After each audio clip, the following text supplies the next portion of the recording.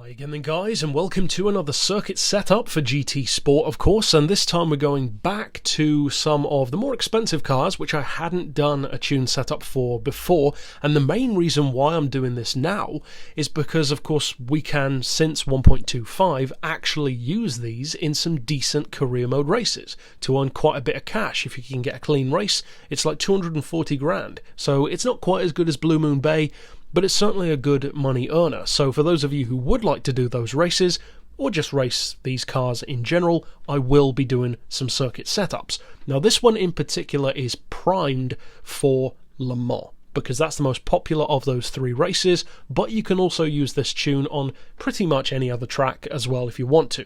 It's designed to be an all-rounder. Now as far as the upgrades go, I wanted to show what it could do without any, so I haven't upgraded it at all. Now as you can see, I have improved the sliders as much as they can, so down to 95% weight, improved to 108% power, but then haven't upgraded it at all. So this is the slowest basically that it can be, and then you can make it even quicker if you so choose. Now as far as traction control, it will vary quite a bit because the handling is a little bit slippery on this one, so that'll vary of course from driver to driver. As far as tyres, I've got it on hards to show what it can do, again on the lower end of the spectrum. If you go for mediums or softs, it will of course be even better. As far as the suspension, we've dropped the ride height to 80mm, which still isn't ridiculously low, but it's certainly lower than it was. Lower that centre of gravity even more. Frequency on the suspension we've increased to 3. Anti-roll on 5. For the compression part of the dampers we've got 58. Then for the rebound side of things, 85. I am running a pretty modest 1 degree of camber on this car, which just helps out with the stability a little bit more, especially out of corners. You could run with none if you want to, or of course you can increase it. Either way works, it depends on you of course. As far as tow, we've got none. As far as downforce, I've got as low as possible. Now of course that will depend on the driver and on the track, but as I said, this is in particular designed for Le Mans first, so I wanted to show what it could do for top end speed with this current tune.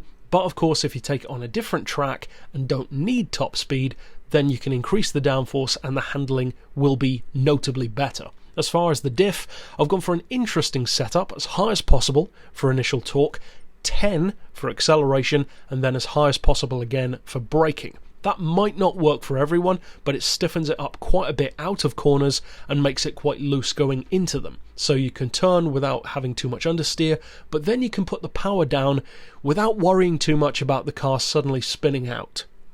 Then as far as the gearbox, it actually ended up having quite a lot longer ratios than I was assuming it would, given the amount of power, which is never a bad thing because it's a quick car. So I've gone for an auto setting of 236 miles per hour, then individual gears of 25-25, 1750, 1250, 900, 700, and a final drive of 4.3. Now you will need to adjust those if you increase the power, obviously, or if you want to have more slipstream potential.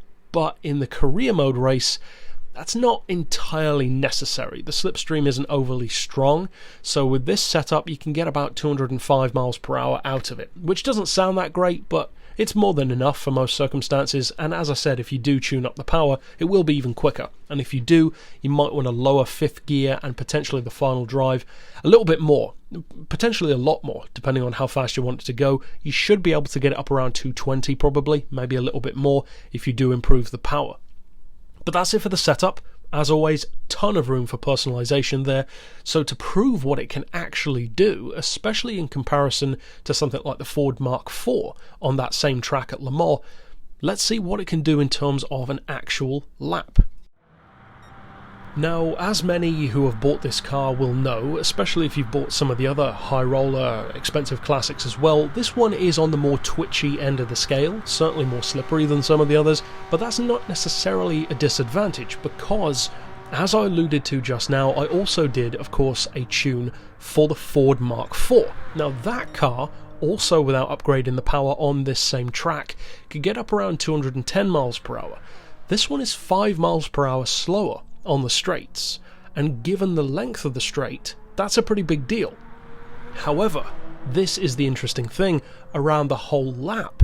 It was so much quicker through the corners that it ended up being 5 seconds quicker than my Ford Mark IV tune. So that really does go to show the kind of cornering ability and the cornering advantage that the Ferrari has. It's quick enough on the straights, but it's through the corners where you can really make up that lost time. So overall, if you're looking to lap Le Mans with the chicanes, without the chicanes, especially in career mode and also here in really good times like under 3:30, which for a classic is very impressive, then of course this is the tune for you. You might need to adjust a couple of things depending on your personal driving style. That goes for any car, of course, but either way it can definitely give you a ton of victories. And if you want to check out more tunes that I've done for a variety of cars, you can click right here on screen to see those. But for now, as always, thanks for watching.